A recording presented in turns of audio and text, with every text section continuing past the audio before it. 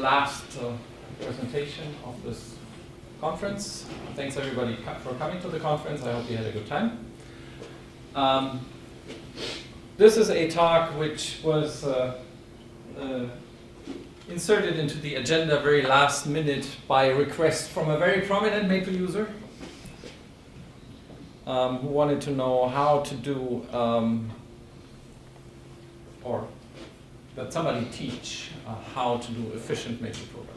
So that's going to be the main focus of this presentation here. I learned since my talk yesterday that I should make the font size bigger, so let me do that. So I called it Maple Programming Tips and Tricks because I want to talk about not just efficiency, but some other useful information as well. So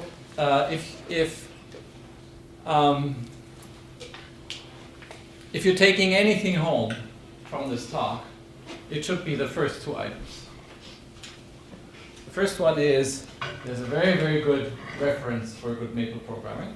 It's the Maple Programming Guide, and all I'm doing here is I'm clicking on it. It's in the product, so you can search for Maple Programming Guide, and you get the table of contents here. And it starts from the basics, introduction to programming in Maple, Maple language elements, and so on. And it goes on and handles very, very advanced topics as well. Programming interactive elements is about embedded components, something which Daniel mentioned in his talk earlier. Advanced connectivity is how do you connect to third-party software in various ways, either calling out to external libraries or connecting via sockets or things like that. Parallel programming, we have we support two essentially different parallel programming paradigms. One of them is grid computing and the other one is multi-threading. And so I'm not going to talk about all of these. Actually, I'm going to talk about only very few of those. But a lot of what I'm saying is covered in this very comprehensive programming guide, which you can also get in PDF form and print it off if you want, or I don't know whether we actually still distribute paper copies of it or not. But so the Maple Programming Guide is a very, very useful resource in general for learning how to program well in Maple and also as a reference. Okay, so the second message of my talk is whenever you write Maple code, it doesn't matter whether it's just prototyping or whether you do it for your PhD project or whether you do it for something at MapleSoft. You're supposed to you do an internship at MapleSoft or something like that, and you're supposed to write a piece of code. Put lots and lots and lots of comments in there. And the reason is, of course, maintainability, and the main reason that I always tell people, the main reason why you should put this in is that you yourself, when you look at that code again a year from now, still understand how it works. Of course, there might also be other people who want to look at your code, right? If you leave MapleSoft or whatever, somebody else has to take over your code. But even you yourself, 1 year from now, we will have totally forgotten why did I put this cryptic line of code in here. So, strong recommendation: always put lots of comments. And if you're not sure what kind of comments, let me increase this a little bit more. At a minimum, there should be, for every procedure that you write, there should be a procedure header. And the procedure header should informally summarize what the procedure does. It should, for every input parameter, it should have a type, as well as what the mathematical meaning of that input parameter is. The same for all return values. It's actually possible to have more than one return value for a Maple procedure, as some of you may know. It should list all possible error situations and explain what the errors mean and in what kind of scenarios they can occur. So up to here, everything is about procedure headers. And then this one is something that's very useful to put in your code. That's a loop invariant. So if you have a loop, put in an invariant. That's all of these are useful documentations. But you shouldn't stop there. You should, like every 3 or 4 statements, every block of statements that does something non-trivial, put a comment in here what this block is doing to achieve. And don't put comments when your command is I colon equals I plus 1. Don't write variable gets increased by 1. That everybody understands, right? So put the comments in that are meaningful. Don't go overboard the other way. As a rule, I made up this rule. I didn't copy this from any software engineering book. There should be a comment every 5 lines of code explaining, summarizing what the next 5 lines of code are. Okay, I guess I'm not getting many objections from here. What's the loop in Barney? Okay, so you have a for loop for I from 1 to n. Then the loop invariant is a logical formula that holds at that has I as a parameter in it, and that holds at the ith iteration of the loop, right? So, for example, if you have a sorting algorithm, a crazy sorting algorithm that goes by at the first iteration of the loop, only the first element is sorted. At the second iteration, the first 2 elements are already sorted. At the third iteration, the first 3 elements are sorted. Something like that would be a loop invariant. These are actually being, there's a formalization for those, and these can be used for formal verification tools to prove correctness of your algorithm. But that's not the main purpose here. The main purpose for me is really documentation, so that somebody who reads your code, tries to understand the loop, understands what's going on. Other questions? Interrupt me anytime. Just a quick comment. John Fitch. This is John Fitch is a math, is an early style computer algebraist. His advisor was Barton, David Barton. And John Fitch reports that David Barton said you should never put comments in your code. I've heard that philosophy, of course. The reason is because somebody might read the comments and believe them. Oh, okay. So what I've heard is the code should be self-explanatory. So you should program so well that somebody who is skilled enough to understand the programming language can understand what your code does from just looking at it, and because we're using meaningful names for your procedures and for variables and all of that. I understand the spirit of that, but that's not the reality. I agree with you. Other comments, questions? Okay. So before I get to efficient programming, so first you prototype, right? You write your code, you have your 1 or 2 examples where you check whether the code does what you want it to do. And so you write your first piece of code, you run it on your example, and it doesn't work. Of course, always, it never works. So what do? You start debugging. What options does Maple offer for debugging? So the most primitive option is the one at the bottom, is print statements. You put print statements in your code that print out intermediate results. And of course you can do that, and it helps. But I want to show you some more sophisticated tools, which the first 3 or so, they do not require you to actually modify your code. I mean, under the hood, the debugger will actually modify the code for you, but that's nothing that you really need to worry about. Okay, so the first command I want to present here is the trace command. What does it do? It only gives you, so it allows you to trace every call to a certain procedure, but it only tells you what the inputs and the outputs to that particular call are. It doesn't tell you what's happening inside the procedure. It does? Okay, all right, my mistake. Okay, but you can do both. You can have it only tell you about the inputs and the outputs, or it can tell you what happened in the procedure as well. Why So, there are no commands in your code? oh my god. Actually, you should have a header with a file Guilty. and Guilty. explain The values have your loop environment. No, the reason you never put comments in your code is because if you do, there can be bugs. Ah. If there's no comments, it can't be wrong. It can't be bugs. Okay, this is you are totally right for this, but this is a completely made up procedure. I guess I replace It doesn't do anything useful. Okay, so I say trace f. Does it actually give me an output of a? Yeah, I think it just returns me all the procedures that are currently traced. And now if I call that. Change the colon to semicolon and you'll see what it's doing.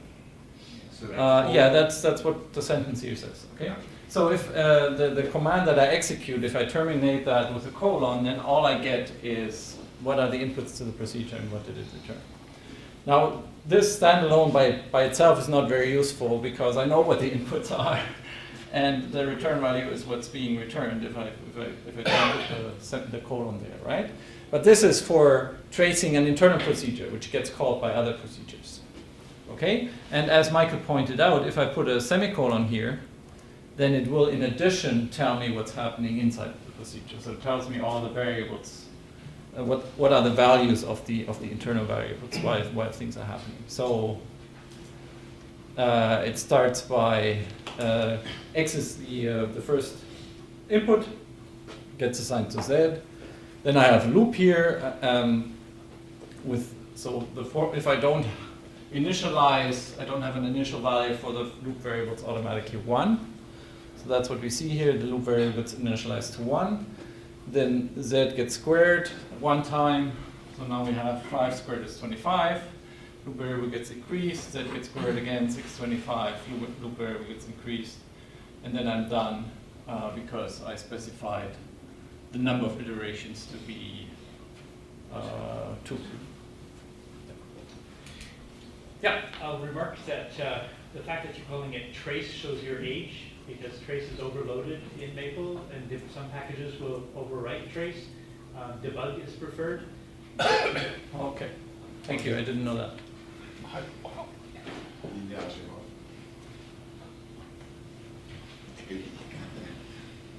Okay.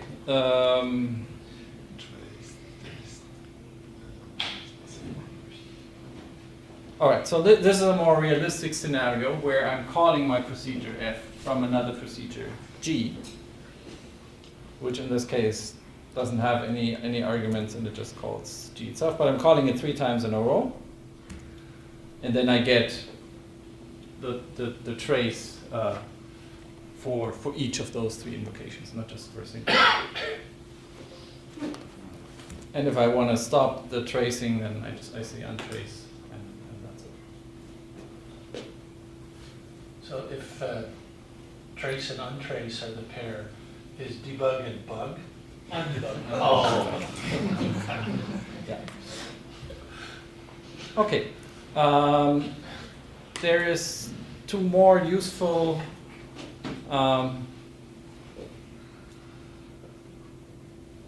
commands which are useful for debugging. So one of them is showStat, and that can be used to show you the source code for a procedure, and not only for your own procedures, but also for built-in Maple procedures. So if you suspect that there is a problem in a procedure that is shipped with Maple, then you can look at that as well using showStat.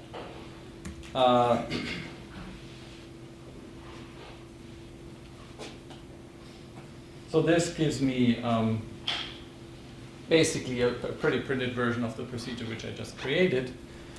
And this also works for built-in Maple procedures.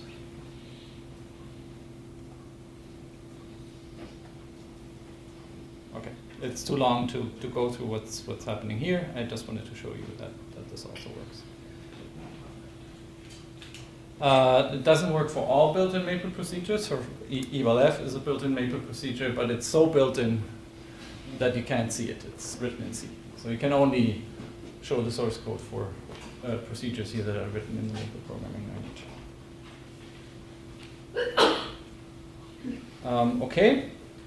Trace last is another useful command. So previously, I was assuming you're running the first version of your procedure and you get a result which is different from what you expect. Trace last is something you can use when you get an error that you don't expect. Okay? So here I'm defining another procedure without comments, sorry. Another procedure H, and which takes this one argument X, and I'm calling it with value 1.3. And that works, does something, whatever. And now I'm calling it with the value -1, and I get a division by 0. And let's assume I didn't expect that. So I now say trace last. And then in this case, again, it's very, very trivial. There's no sub-procedure calls or anything. But in general, trace last would give you the whole call stack. So it would give you exactly the procedure where the error occurred. And it gives you the statement where the error occurred. So in this case, it says it's in the second line, according to some counting, of the procedure H, which is this one. So that's this one in here. There's a division by 0. So y is at that point is equal to 0. And you can see that immediately. So if you call H with argument -1, -1 squared is 1, -1 is 0. So you're dividing by 0. So you would get the same error message for x equal to 1. And again, this is not a procedure that does anything useful. This is just made up to illustrate how trace last works. Questions? Okay. If none of these help, Maple has a very, very powerful debugger built in.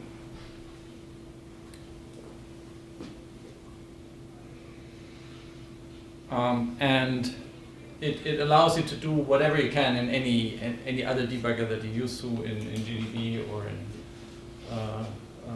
in other C code debuggers. You can step through your code, you can set breakpoints, you can have it stop at a certain breakpoint, you can inspect Maple variables. In fact, the Maple debugger is more powerful than other debuggers because Maple is an interpreted language. So you can make calls to arbitrary Maple functions from inside the debugger, which, if you're not careful, may lead to a recursive invocation of the debuggers. It's just a fun fact. Okay, so the most common way of getting into the debugger is you set a breakpoint, and there's a number of commands, Maple commands, which do that. Stop at, you can say I want to stop at when a certain Maple procedure is entered, or at a certain line in a Maple procedure. With stop error, you can say I want to stop when any error occurs, or you can say I want to stop when an error occurs which has the following string at the beginning. And stop when, you can specify an arbitrary condition for stopping, when a condition on some of the data is satisfied is true. Or you can also, I've never actually done this, I have to admit, you can interrupt the running computation in the GUI by pressing the debug button. So these are a number of useful commands that you can execute from inside the debugger. There's three levels of granularity for stepping through the source code. So step is the most fine-grained, so that will go to the next statement. If the next statement is a procedure call, it will get into that procedure call. Into is medium-grained stepping. It will step over procedure calls, but it will step into control structure, such as if statements or loops. And then there is next, which will step is the most coarse-grained, and it will step by complete statements. So if you are at the beginning of a loop and you say next, it will jump to the end of the loop instead of going inside the loop. There is out from, which will, sorry? So the OCaml debugger has this fantastic feature. So here you have next. That one also has previous. Very difficult. Yes. Cool. So out from allows you to run to the end of the current procedure or out of the current control structure. So if you're inside a loop, basically say out from, then you can get out of the loop. Continue will run until the next breakpoint from wherever you currently are. And then the next two commands are not about controlling the execution, but about displaying information. So where will, similarly to trace last, show you where you are in the current call stack, including the current line of code. And list is similar to showStat, except showStat will always show you the whole procedure, while list will show you the context of your procedure. So it will show you the line you're currently in, plus 5 or 10 lines before and after that.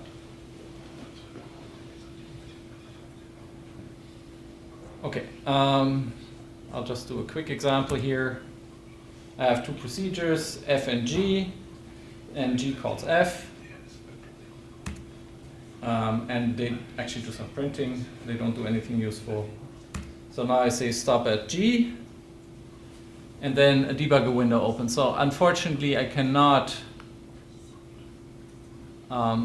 increase the font size for the buttons here. But the buttons are basically the commands that you've just seen here. But here you see the source code. So I'm in the first line of my procedure G. So I can say into, and then I will get into the first iteration of the loop. And that iteration just calls my procedure F. And then I say step. And now I'm in the first line of the procedure F. And now let's say, oh, I'm not interested what's done in this loop. So I just say next. And that's all that procedure does. So it exits the loop and it exits the procedure. And it goes back to my, I'm back in my procedure G, which you see here. So let me step in there again. Can you move the window slightly to the right? Oh, sorry, yes, I can. See the G. Yeah. So it shows you which procedure. So that's the F here, and that's the G. So I can do a where in order to see the full call stack, if I find it. It's not actually on here. There's no button for where. Okay. Still, I can type an arbitrary maple command here. So I can type where. And okay, so it tells me from the top level I call G with argument 3, so this is the argument list, and then there's this separator here which tells me now I'm at the first level I'm in procedure G, and I'm calling f of I, and I is the argument, which is 2, and that's where I am. Okay, and then I can say continue, and it will finish the computation, and it will show the output, and the window is cleared. And again, sorry. So unstop at will remove the breakpoint, and it will just go back to being a normal procedure. This is an example of how I can invoke the debugger when an error happens. So you remember this is the same procedure from before, where I get a numerical exception division by 0 with argument -1.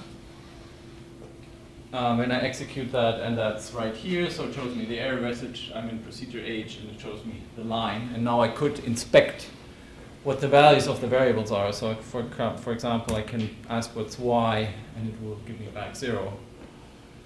Or I could ask what are the arguments to my procedure, and it will give me the first argument, which is -1. Could you there change the value of y just to see what's Yeah, happening? absolutely. So you can put arbitrary maple code in there. And again, unstop error will undo that.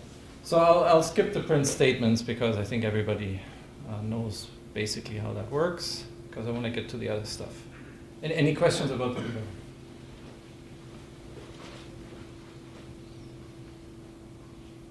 Okay. All right, so suppose you've ironed out all the bugs that you know about. That doesn't mean that your code is completely bug-free. But okay, so you're satisfied with the code for the moment. So now you want to make sure that your code runs fast. So what can you do? And there's a number of profiling tools in Maple. A very quick method to just measure resource consumption, either memory usage or running time, is the code tools usage command. So I'm factoring a not too large integer. And so what it does, it will execute the computation and it will return the result normally. But in addition, it will print what the resource consumption is. So this uses 140 megabytes.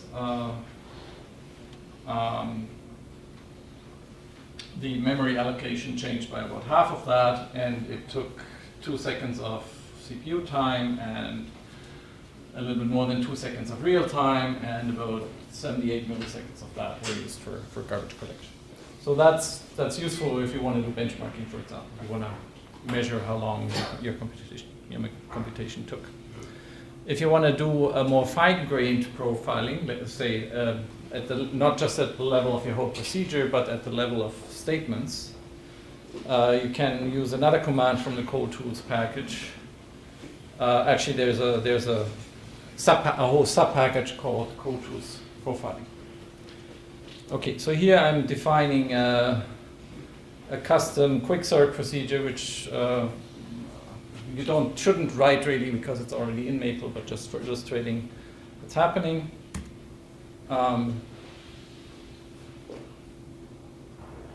And I gave it a sorted list, and it sorts it. Oh, I gave it a list which is sorted in the wrong order, and it sorts it in reverse order. Okay, and I want to do profiling. I want to know which of the statements in my procedure uses the most time. Now this was so quick that if I just profile a single invocation, it wouldn't tell me much. So what I'm doing, there's no caching going on here, so I can just run the same procedure with the same input 10 times, and that will give me a more accurate reading. Alternatively, I could probably run it just with a list of length 4000, and that would do it as well. Okay, so I run this 10 times, and then I just say show stat. So the same command that it can use to just inspect the source code of your procedure. Once you've enabled profiling, it will show you the source code plus the profiling information. Okay, and so what you can see here is how often the first column gives you the number of calls. How often was this line of code executed?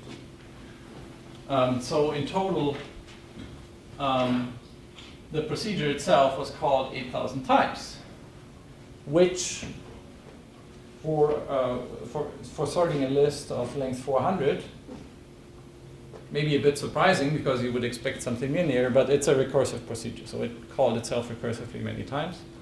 That's why you get the 8,000. This line of code is inside a loop. It get called almost 1 million times. The second column shows you how much time was spent. So in all those 8,000 calls, the procedure together took almost 4 seconds. So each one, if you divide 4 seconds by 8,000, then each one took 2 milliseconds basically. Where was the bulk of the time spent?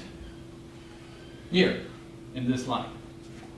2.5 seconds were spent in this line. And I'll actually get to why that is a problem in a minute when we talk about efficiency. Okay, this is just illustrating. And then there's so this is smoking gun, and then the next one is this one, which is just a comparison. And probably not much you can do about that other than avoiding, yeah, I don't really know. Different topic. I think you should ask the audience what's wrong at some point. I haven't got to the, okay. So So here's the explanation. So first of all, you don't want to use lists, you want to use arrays so things can work in place. And does it still call itself recursively? Juergen, before that line, Yeah, it does. Sorry? disappears, the header up there. Yeah. You've got the second line there, L equals 1. Mhm. And this is a pet peeve of mine. The lowercase l is 1 pixel different from the 1. So if you have sharp eyes or you're expecting it, that name itself is a source of bugs. Mhm. There should be rule number 2. Yeah. Thou shalt not use L as a variable. As a request, can we have maybe script L font? Yeah, script L font for programming, please. You can change the font to whatever you want. Okay. Okay, so this is a second procedure which uses arrays instead of lists, and this is a third one. What does that do?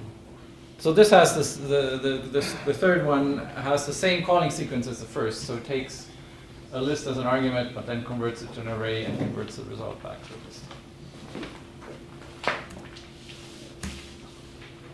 Okay, and so this is another way of using code tools usage. You can tell it, well, instead of explicitly saying a loop, run this 10 times in the loop, I just tell it iterations equals 10. And then it measures the same thing for 10 iterations. And so you can see that, first of all, the memory usage is much lower, and that's the main reason why that first procedure was inefficient. And as a result, also the running time is faster by a factor of about 10.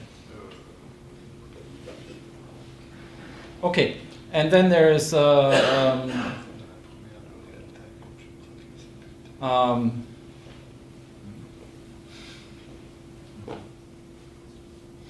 there's two other commands for profiling, which are a little bit simpler than what I just explained, I think.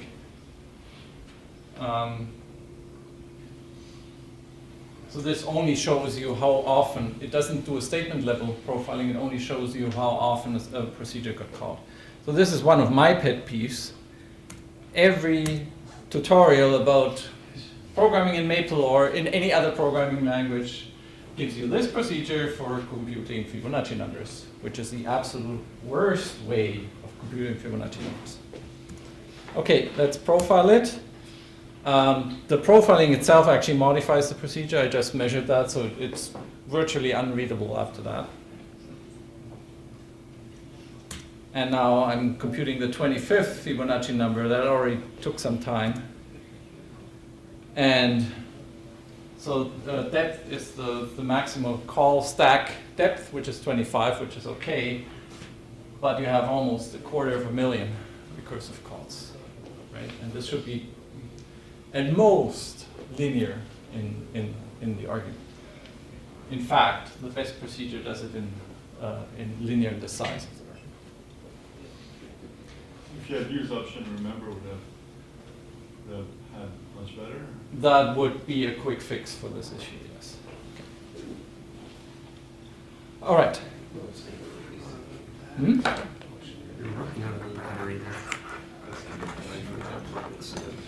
No, I'm still fine.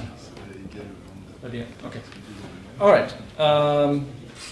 So I don't want to say too much more about Fibonacci numbers. I want to get to the meaty section, and that is, so how can I, in general, so I showed you how can you use profiling tools to discover what's wrong with your code.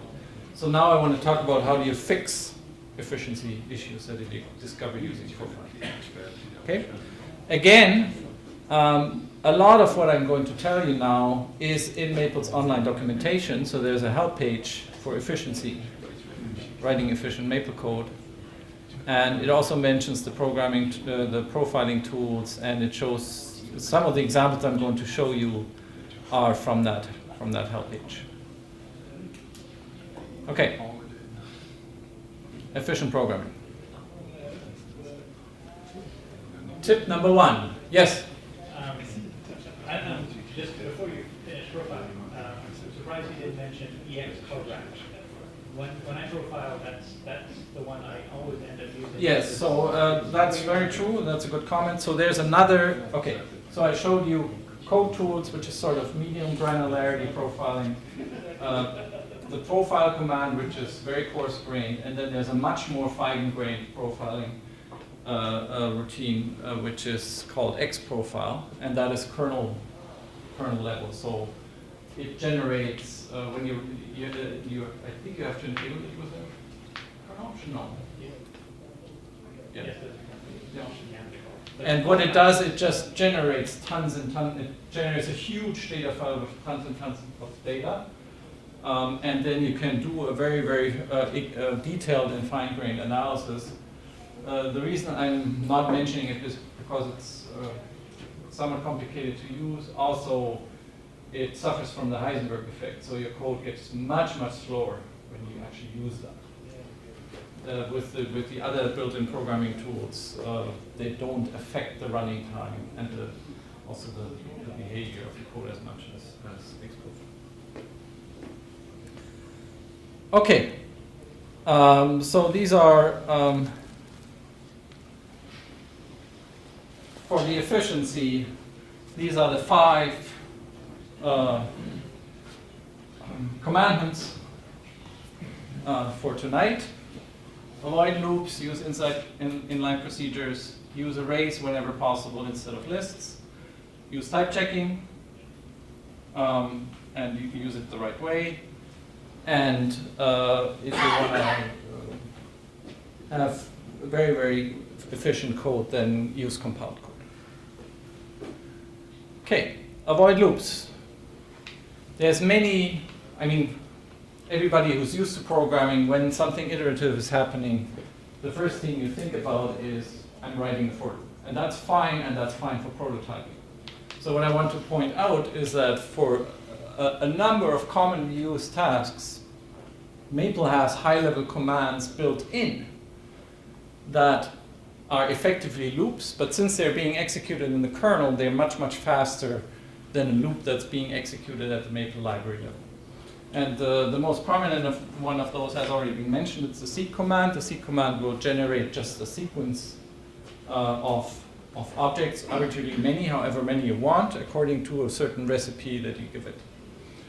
But what few people know is that there's equivalent commands to seek for adding up elements of such a sequence without building a sequence first, or for multiplying such elements of a sequence without building the sequence first. So those are called add and mul. A lot of people would be tempted to use the sum and product commands for those, but those have an entirely different purpose. So don't do that. And then there are some other higher level commands, map, which allow you, if you have already constructed a container object with data and you just want to apply the same function to all the elements of your container object, you use one of the map or map2 commands.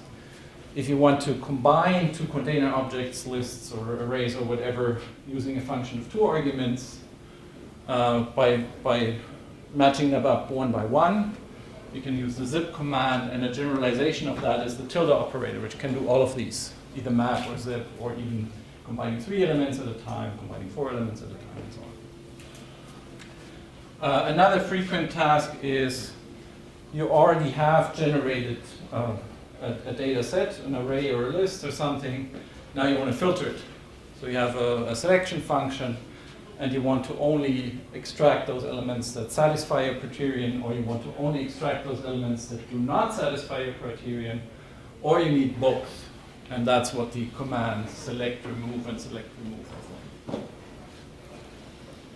for. Okay. So here's the first attempt, the bad attempt, so don't look at this. The idea is I wanna analyze a Maple expression, a symbolic expression, and I want to extract all the factors in a product that are calls to the limit function. Okay?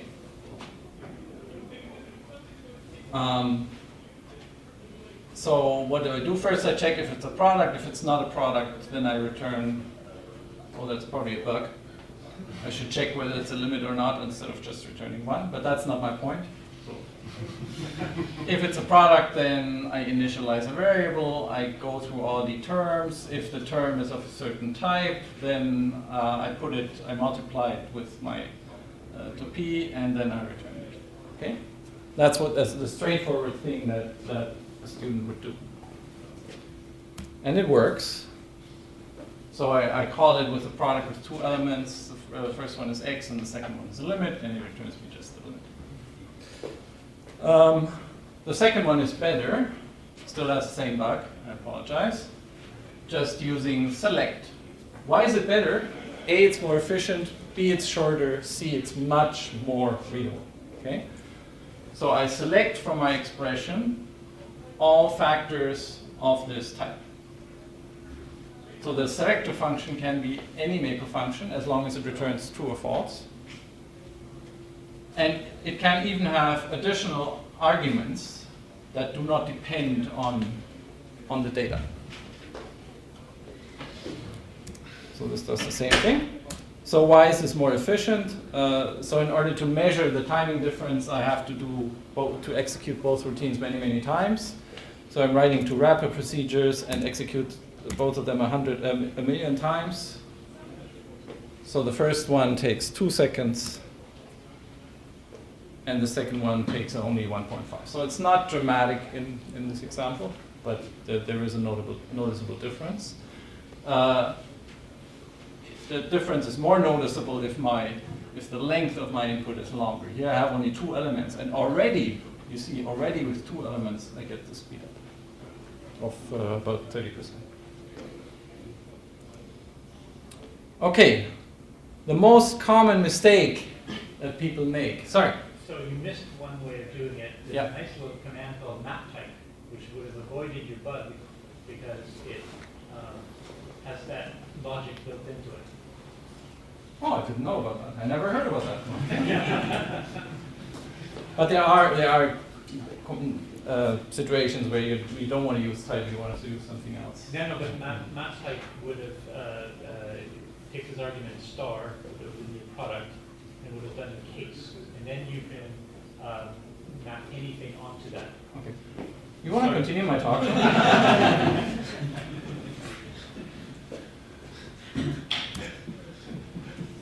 Okay, so this is a common way how people build a list in Maple, right? So you initialize the list to 0, you run through a loop, and then you add one element after another to the list by just appending into the previous elements. This is bad. This is very bad. And people who are not used to interpreted programming languages like Maple, they don't really understand why. The reason is, if you run this loop from 1 to 100, all these intermediate lists, a list of length 1, a list of length 2, a list of length 3, a list of length 4, all these 100 lists of lengths 1 to 100 will be created in Maple in memory, but they will be created all in different places.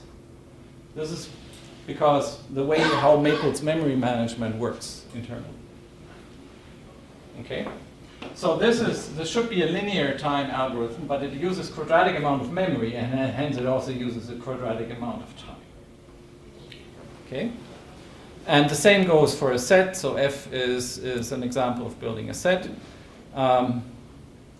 So G is already much better, because instead of building the list elements one by one, it uses a seek command, so it builds the list all in one. What's GT? GT, so this you can do if all the individual elements are independent of each other. But sometimes you have to build the I plus first element after the ith element. You have to do the ith element first. Then what you can do is you can use a table. And a table is better at handling additional elements. So when you add an element to a table, that does not necessarily mean that a new table will be created. It will just create a new bucket in the table. So it will not use quadratic memory to do that. And then often, so in this case, the loop runs from 1 to n, so you know exactly how many elements you will need. So why not pre-allocate that space and use an array? So this is the first one. You pre-allocate an array with n elements, and then you assign to the ith element. This is the second way of doing it, even more elegant, where you don't need a loop at all. You're just passing an initialization function to the array constructor. And the third one, this is similar to using tables, but you can dynamically grow arrays, and this is also done in the kernel in a smart way, in such a way as to not use quadratic space. So basically the idea is whenever you need a new element, you double the size of the array. It's not doubling, it's a factor of 1.3 or whatever. Where's Paul? Do you know? It's doubling up to a point, and then when it's succeeding, yeah. And the syntax for that is, one of the ways of using the syntax is the comma equals operator. So this will append, you don't even have to know where you currently are, this will append an element to your current array. And it's more efficient than appending to a list, because for a list, you will always get a copy with a new list. So is that short for S is assigned S comma I squared? Would that have worked? I don't think that would have worked. So you really have to use the comma equals operator. Another way of doing this is but then you need to know what the current index is, to assign to the last plus one element of the array, using round brackets instead of square brackets.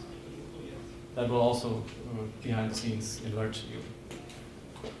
Okay, so let's do some measurements for creating an array or a list or a set of 5,000 elements. So this is the bad procedure. Not too bad in this case, 0.1 seconds. This is for a set. For sets, it's even more expensive because if you add one element to a set, it always checks whether that element already is in the set or not. This is seek. Takes no time whatsoever. Table takes no time. This is practically zero as well. So that's the granularity of what the time command can measure. So all of these is zero. So in order to measure the difference between those, we have to go to much larger lists. So this is the naive approach of adding one element by one to a list. And it runs, and it runs, and it runs, and it runs.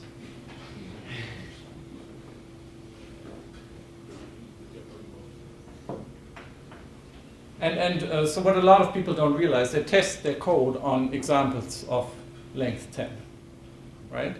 And then somebody gets the idea, I want to do this with 100 elements or with 1,000, and then it blows up. So I'm actually not patient enough to wait here, and I'm also running out of time. And I can't even interrupt Maple. So it'll take longer than a minute. So this is the seek. Still no time. Table, a little bit longer, because there is some overhead in table data structures. Arrays, this was the one, which one is that? The mapping, the array initialization. No, this is the one with the array and the loop. Okay? The first one. This is the one with the array initializer, takes no time. And this is the one with dynamically growing the array, also takes no time. So in order to get more difference between those, I have to go to 500,000. So that's seek. That's a table, more expensive. But tables are still useful. So the seek and all the array ones, those you would use when you know ahead of time what the length of your final result is. But sometimes you have a condition on when you're adding to your data structure, and you don't know when that will be. And then using the array where you dynamically concatenate the array, or using the table is better. That's with the array initializer. Still slower than the seek. Shouldn't really be. It's a procedure call, isn't it? Yes, that's maybe it. Yeah. Sorry, no. The first one is the 0.5 seconds is the one with the array, but the explicit loop. This is with the array initializer, so that's actually fine. It's only slightly slower than the seek. And this is the one with dynamically growing the array, which still has some overhead. Yes? Would that be the same with array tools append instead of the calling operator? I don't know. array tools append uses the comma equals, but it would incur a little bit of overhead. Yeah. Could you execute the seek again? Because Well, now I can because I think it might cache. Which one? The seek? just the sequence.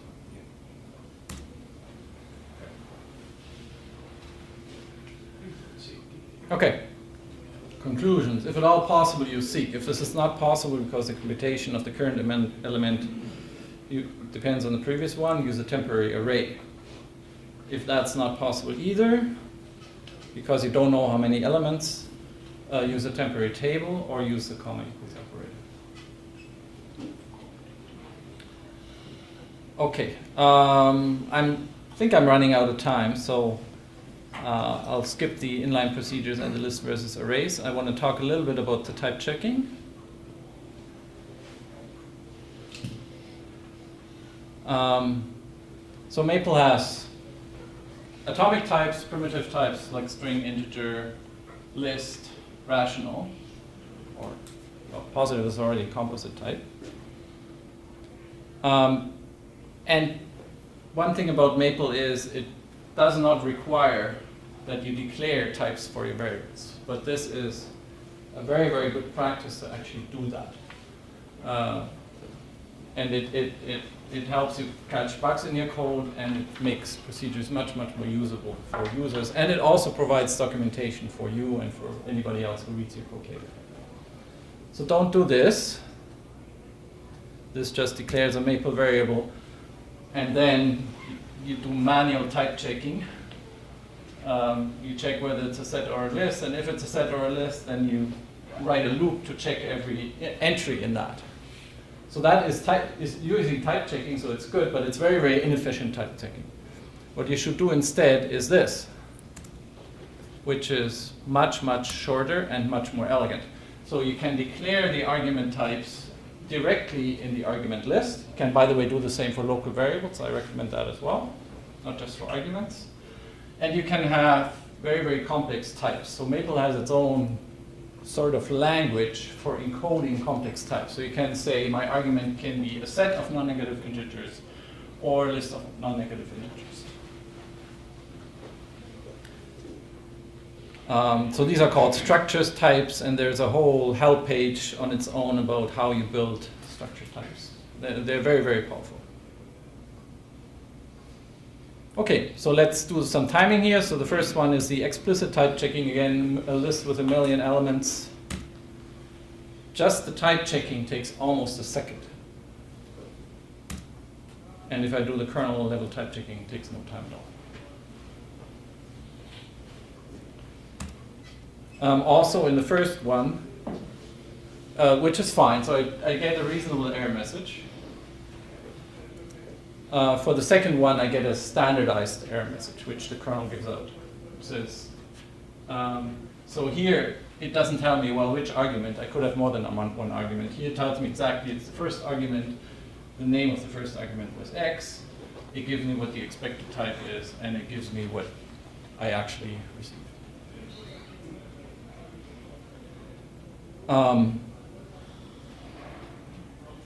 Okay, I have to skip through this.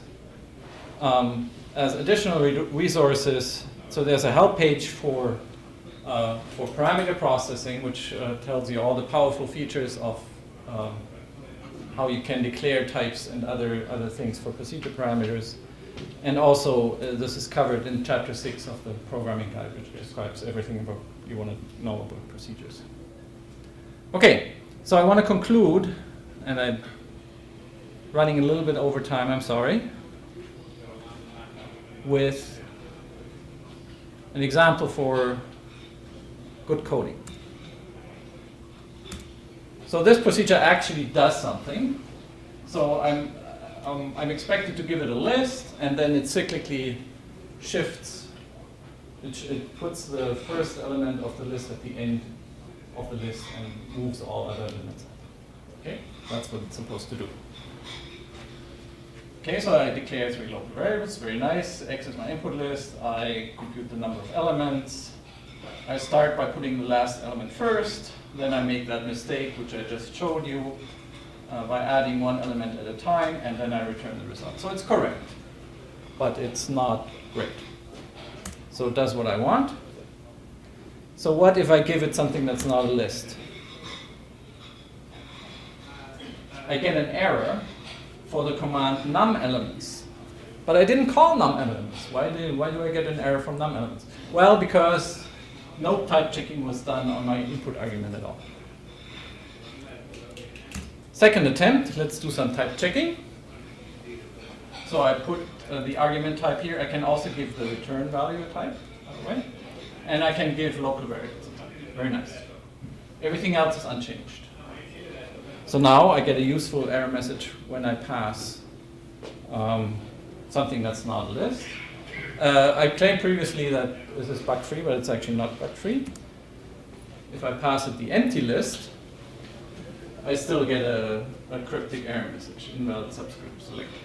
Anybody know where that's coming from? Not Mike, not Chuck, not Rob. Yeah? 0 element of x.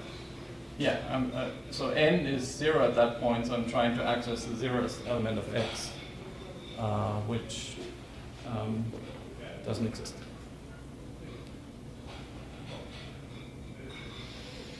Okay, next version is, so I have an explicit loop in here. And it's a quadratic memory algorithm. So I can do the same by just using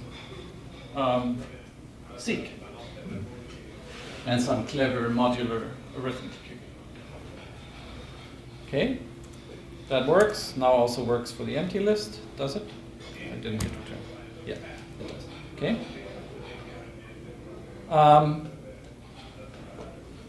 Here's another variant, which also doesn't use loops.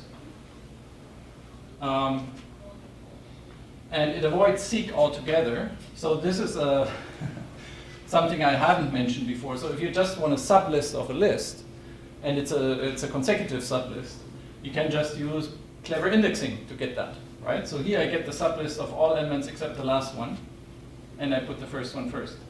And one advantage of that is I don't actually need a local variable. I don't have to compute to store what the number of elements of the list is.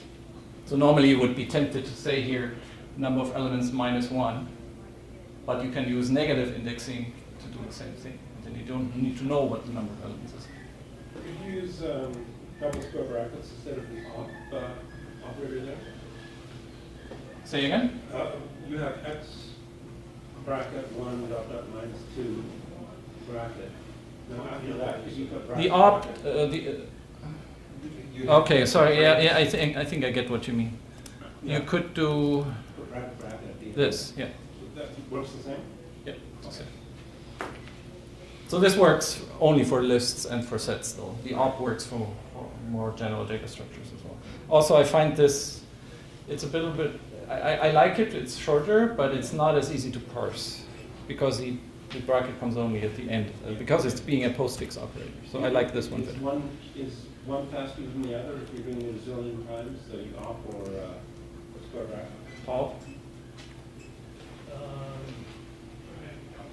With the square brackets, what They would with parentheses. Yeah, they would. It's a list. Remove the op and use Yeah, square bracket. okay. Oh, sorry, I thought you, it's probably a wash. Yeah. Okay. Most important lesson. Do not reinvent the wheel. The command already exists in Maple.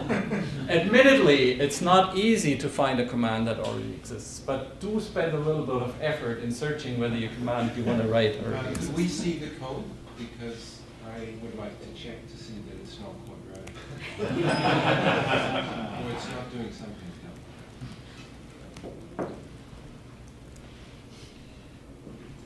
There is no command. The show stat doesn't give you the comments. So it's creating an array I don't know. and it's converting the So array. you can look at it at your leisure. So here's the timing. So I think It was written. The answer is you see. It was written by Alan, so I'm trusting that it's good. Okay, 10,000 elements. 1 second with the worst approach, which uses quadratic memory. The next one is only also still about 1 second. 60 milliseconds. The fourth one is the one that doesn't use any local variables, is 0, and this one is also 0. And let's do it for 10 million.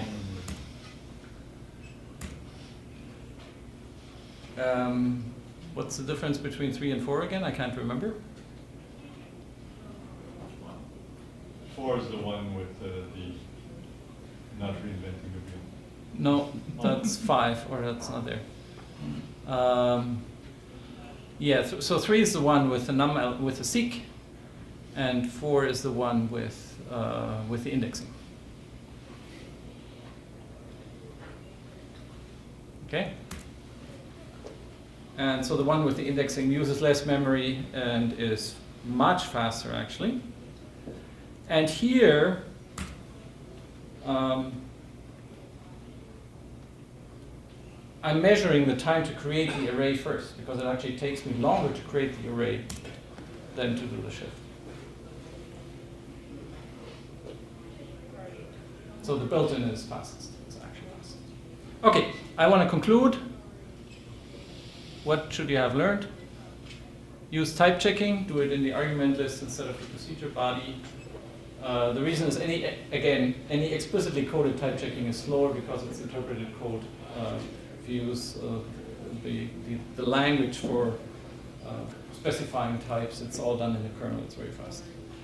Avoid building up a data structure element by element. So use an initialization routine or use the seek command. Avoid explicit loops in favor of kernel loops. Use predefined maple commands whenever available. I didn't have time to talk about this, but so the basic difference between arrays and lists is that lists cannot be modified in place, but arrays can. So whenever you have to adopt a data structure that needs to be modified a lot, it's better to use an array or other type of R table than a list. And use profiling in order to find out where the bottlenecks in your code are. Thank you very much.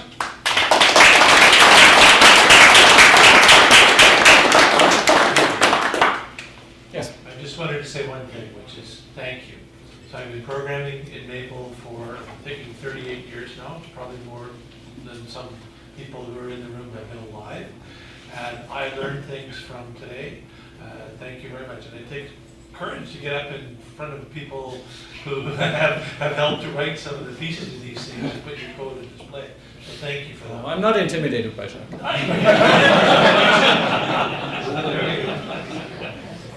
But thanks. Thank you, Rob. I appreciate that. Yes? Maybe I want to point the danger of using vector instead of using list, just because you mentioned all the good qualities. But there will be two lists that appear to you to be equal, and when they're in vectors, they're not equal anymore because they're vectors. That's right. So you can compare lists for equality by just saying if A equals B. So if you do that with vectors, it doesn't work. It's a different philosophy, right? So for the one, Maple maintains unique data representation. For the other one, they're understood to be container objects. So if you create two different ones, but they have the same elements, they're not the same. So you have to use a command such as equal entries in order to compare them. Or just capital E equal.